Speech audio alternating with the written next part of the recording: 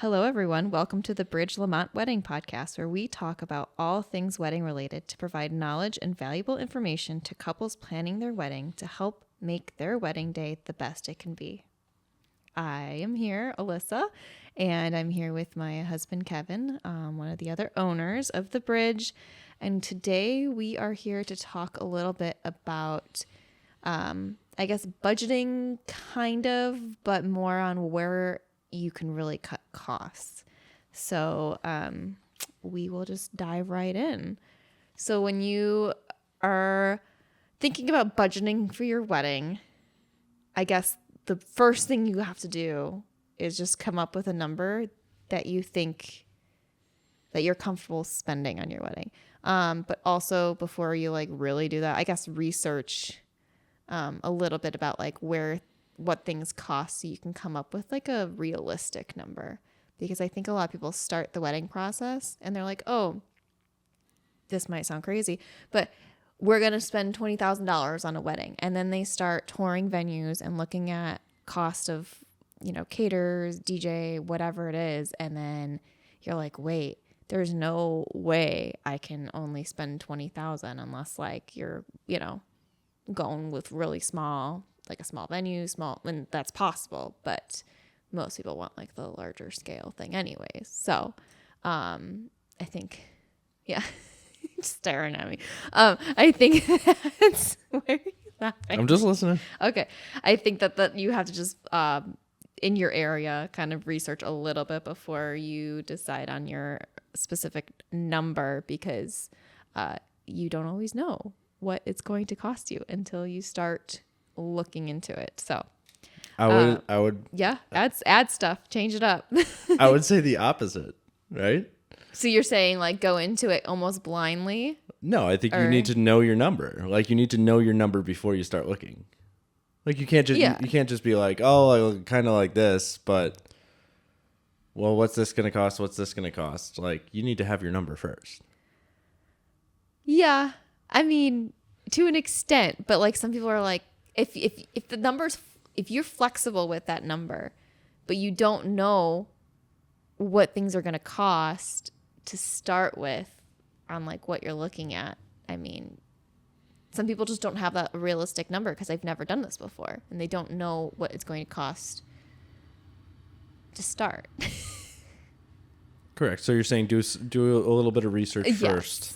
Yeah. And then finally come up with a final number. Right. Yeah. Because if you come up with a number first and then you start going, look, you might be well, I don't know, you might be just overly surprised on cost, because I don't think it's a hidden thing, but weddings cost a lot of money. So, yeah. And especially depending on where you're looking and how many people and all those things factor in. So, I guess if you're thinking budgeting wise, list your priorities on what's most important. Priorities are important. Yes. So what would you say are the top an idea of what to prioritize? I mean, I think obviously biased, but the space is yeah. I mean, typically people are going to book their venue first. Yeah. That is going to be their first priority. Yes. I mean, because your whole date revolves around correct. that in a way. Yeah. Correct. Yeah. I mean, I think that couple getting together and prioritizing whether or not they care that much about the space, or if they just care about having more people there. You know, it's prioritizing what is important to the couple, and it might not always be the space. It might not always be the alcohol or a crazy party or the fun dance floor or food. It could just be oh, we just want our closest people there. Mm-hmm. So yeah. So when you're looking at a venue, what aspects of the venue are important? Do you care that it's just a typical hall, or do you a banquet hall? Or do you want something that's unique or surprising, or that you don't have to add a lot to? Because we'll talk about a little bit coming up. But if you have a venue that is really unique in itself, You don't have to add a lot. Well, you're cutting costs already on decor. So after you make your list of priorities, you can kind of start allocating almost like a percentage of your budget towards your highest priority things. And I kind of looked some of this up before this to see on average, like where your budgeting kind of goes. So once you have your number, the venue and the food / the drink are usually your largest sum. So usually the venue is around 20% of your budget and food drink is around 25% of your budget. And I feel like that's about right based on a lot of so you're saying almost weddings. 50% is space, food, alcohol. Yep, just about. That sounds like it adds up. Yeah. And then, photo, video, entertainment, so your DJ and stuff. And then like those are, I guess, your next two that I would say are, to add like next on the list. Like photo, video, if that's super important to you, you might be spending like 15% of your budget on that. And then entertainment, coordinator, and decor, you might be like 10% for each. But if your decor is not important to you, maybe you'll only have 5% of your budget going towards that. And then you always want to have like a little bit of a buffer. It's like whatever miscellaneous and then a buffer. So like miscellaneous things could be like your hair and makeup, your dress or your suit, tux, whatever, transportation. You might not even need transportation. So that's why I kind of just bunched it all up into like miscellaneous other things. Some people do gifts for the bridal party and that sort of thing. So yeah, that's kind of breaking it down. Venue 20-ish%, food, drink about 25%, photo, video 15%, entertainment 10%, coordinator 10%, decor 10%, miscellaneous 10%. So you could just like look at your number and then figure out where that would be, and that can give you a good idea of kind of where to start on cost wise. And then you just want to look for something that fits within that. Or if you find like, let's say you come here and the venue, like we're out of your budget based on what you're looking for, like where can you cut elsewhere? Like you're like, okay, I don't need that much decor. I can take $1,000 from my decor budget and move it on to my venue. So yeah, that's how you can play with the budget a little bit, if that I think hopefully makes sense. The biggest indicator of or ability to cut cost wise is going to be your guest count, regardless of what it is. Yes. Yeah. Yep. So no matter what, that is always going to be your easiest way to reduce cost. So a wedding for 170 people is obviously going to be a lot more expensive than 120. So you're thinking cutting 50 people, if you're talking about food, drink, whatever, being anywhere from $50 to $100 a head, depending on what you do. More. It's crazy.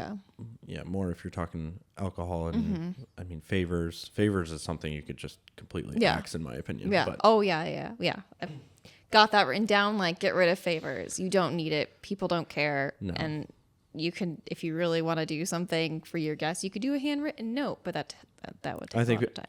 I think the favors, koozies as the favors, are probably like the most common. Why did you say the worst? I just feel like there's so many left over every time. Correct. Yes. No matter like what.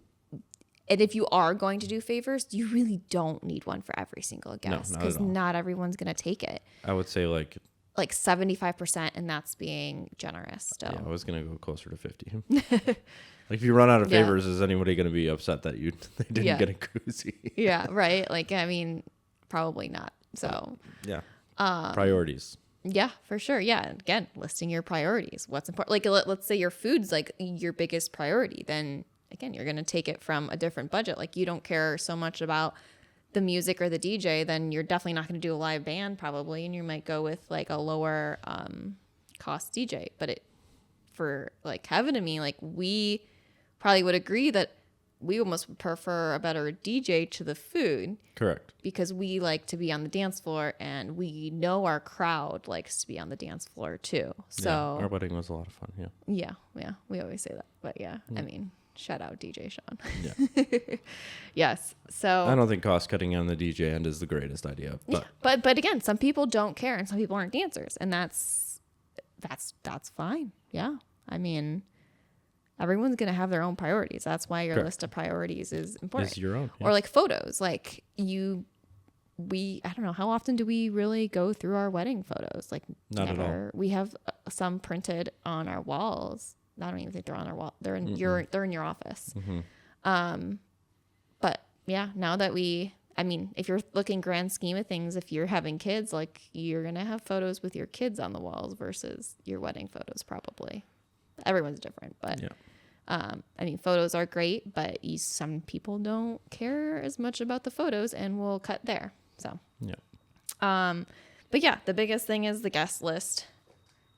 The smaller the guest list, usually the cheaper or the less expensive your wedding would be.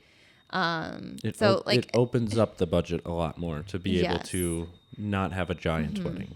And I think that is a direction a lot of people are going in these days, is going a little bit smaller and not inviting, like, let's say your parents have all these friends and they want all these friends to come to the wedding, but like, you've never talked to them, or like these family members that you haven't seen for 10 years, but the parents want to invite them. Like, you can say no. Like, why are you inviting someone who you just are going to say hi to and you don't care, and they might not even care either. So I think that really honing in on who you want at your wedding is big. We had 80 people at our wedding. Yeah. We definitely could have had more. Less? But We could have had less too. I mean, I'm not saying that I would cut anyone out, but like, I feel like we had people there that now we don't even like see as often anyways. So yeah, but I think that's going to be the case regardless. Yeah. Yeah. I mean, we had a blast of a wedding and we had 80 people. So, but yeah, we could have had more and it would have been just fine. But again, we had like the 80 people. Oh, we saved a lot of money that way too. We did. We were going to have 200 something people, and then like COVID hit, and then we had a smaller wedding, and we saved money, and it was actually It worked out. more ideal. So, yeah. And then kind of like what I was saying with the venue, if you choose a venue that's already charming and like almost decorated in itself and you don't have to add a lot, you're going to save quite a bit on decor. And talking about decor, ways that you can save on that is there's Facebook groups you can join and get used decor. So, if you just need like glass cylinders, you don't have to buy them, or you can just rent them too. Some of the coordinators actually have them and will do that for you, and like you can rent it from them. There's also places you can rent floral. They're fake flowers. I don't know why I want to say it's something borrowed, but I don't think that's the right name for it. But there are places that you can like rent flowers. And then let's see. Now I've like lost my train of thought for whatever reason. Okay. Anyways, DIY stuff. You just have to be careful with DIY, because if you're doing DIY and you are like buying all these things for the decor, sometimes you're going to go over budget just because you're buying all this stuff. So that's why I say I'll like get things used or rent them, because it's going to be cheaper in the long run than if you just start buying all these things and you have it then sitting at your house, unless you plan on reselling. But I think DIY gets a little dangerous in terms of your responsibilities that you don't want on your wedding day. And I think it's harder to budget too, because now you're like, oh, I'll buy this because this will be cute, or I'll do, and then you have someone else, then you have to have someone also like setting it up, which we require a coordinator, and the coordinators typically will do it. But it's just a whole other thing. And then you have to clean it up, take it home. Yeah. Some people are going to like it though. Some people are going to like that process of their wedding. So, for sure. But from a budgeting standpoint, like, you need to think about the value of your time as well. Yeah. Yeah. I know decor can be hard, but you really don't need much. Like, floating candles are pretty easy. And something like simple tea lights and whatnot, those are all great options. So, and definitely when you get a coordinator, because you definitely need a coordinator regardless of what your budget is, because that's the best thing you can do for your wedding day, in my personal opinion. And it's also a requirement for the bridge, at least. They could be really helpful with decor, because some of them do, again, like I said, have their own decor, and that they rent out to their couples, and they will set it up, take it home, and you don't have to worry about it. Hassle free. Drinks, like, kind of goes with the food. With the drinks, if you don't care that much about the drinking, like a lot of Sunday weddings, or picking the day, even Sunday weddings are cheaper. But if you're like, oh, I'll just do beer and wine, it's a Sunday wedding, or just, if you want to request one cocktail, like, you can do that and save quite a bit of money on the bar just from doing beer and wine. And most people aren't going to care that much. And sometimes some venues will allow you to do like a cash bar option as well. So you just gotta check in with your venue and see what is a possibility with the bar package in general. But going more basic, even with the caterer, like if food's not important, then you might do like a buffet, simple. They're like, I don't want to say bottom tier, but essentially their basic package of chicken maybe, and I don't know, like pork or whatever. Like those are usually on like the cheaper end of the scale. And dessert wise, like you don't have to do crazy fancy desserts. You can just do sheet cakes from like Costco, and the caterers will cut them and put them out on a dessert table, and you can just get your own little cutting cake to cut when you walk in, if you want to even cut a cake. Some people There's a lot of people that have done Costco. Mm-hmm. Just Costco desserts and stuff. Yeah, even cookies or whatever. Like you don't need to do. Yeah, you don't need to do like the fancy things. Yep. Yeah. What about cut a lot there? What about signage and invites and? I have that listed here too. Yeah, invites can be very, very pricey. Like I wish I had known about Canva earlier on. I love working with Canva. I feel like it helps me be creative. I just like that aspect of it, and it's like easy to use. And it's fairly inexpensive when you're ordering like invites or brochures or anything like that. Like almost everything that we make or like have for Canva, our stuff from the bridge is through Canva. So if you are comfortable working with that, you can make your own invitations. You can make your own thank you cards. You can make your own, like if you want to do like a ceremony, not itinerary, but like the handout. I forget, there's a name for it. You can make those all on Canva and order it, and it's like on a nicer sheet of paper and stuff like that. So that can be a huge cost cut, because we spent hundreds and hundreds of dollars on invitations and thank you cards and sorry you're no longer invited cards. So that could be huge. I mean, some people really like our cards did have the tinsel or whatever. It was like imprinted tinsel, pressed tinsel. I don't know what they call it, but it was like shiny and it was like gold and whatnot. And it's not really necessary. You're talking about something that I don't even remember making a decision on or even seeing. So yeah. Again, well, there you go. It's probably not important, and most people aren't going to remember the invites. Yes. People are not going to remember the thank you cards. Mm-hmm. Yeah. People are going to remember the experience at the wedding. Mm-hmm. Yeah. What are people going to remember? Usually for me, music. For me personally, I don't even like. Yeah, I think it's mm-hmm. the vibe mm-hmm. and the fun. Like I don't remember. Like if I go to a wedding, I don't remember the food. Yeah, that's me personally, mm-hmm. unless it's like really, really good. Yeah. And like unique. Like people, I don't want to like put caterers above other caterers, but like people will remember having wooden paddle. Like people will remember that experience. Well, again, it's an experience. Yeah. It's a whole, like, it's not a common thing to have at a wedding. So people are going to remember that. I mean, what are other unique things that people can do though to make like their wedding memorable that aren't, that isn't something that's crazy expensive? Like I know The phone thing is kind of a cool option. People can, it's a guest book, but they talk it into it.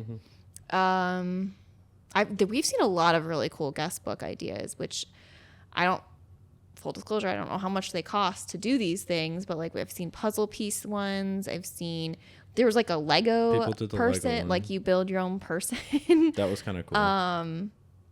Some people do like a sign, but we had a regular guest book, and I think I've gone through it like once or twice, just because it's like randomly going through a box and it's there, and I'm like, oh, like let's look.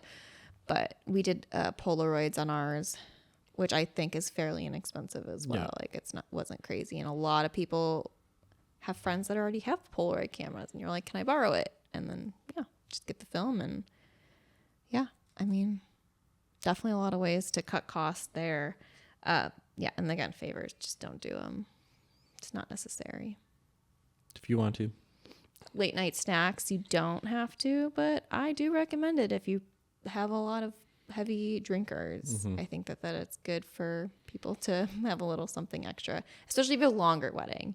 Sometimes if you only have like a total time of like 5 hours, let's say, and your dinner is 2 hours into it or something like that, then, whatever. But late night snacks people like that a lot. But it could also be cheap as well. Yeah. You don't need to. Yeah. Just pizza. Yeah. Pizza sliders from White Castle. It's like a very popular one. So I would say the biggest places to cut could be decor. Like flowers are very expensive, and I hate to say that you don't need that many flowers because we love our florist on our list. They do such an amazing job, and I will say that the weddings that have a lot of flowers are just like so beautiful, but not necessary. You can cut music wise if you don't care so much about the DJ and like the party aspect, but that's not something Kevin and I would usually suggest. It's sitting down and prioritizing. Yeah. That's literally what it is. Yeah. Food. I mean, you can cut anywhere from any place. You can cut venue, and you can cut guest list. Yeah.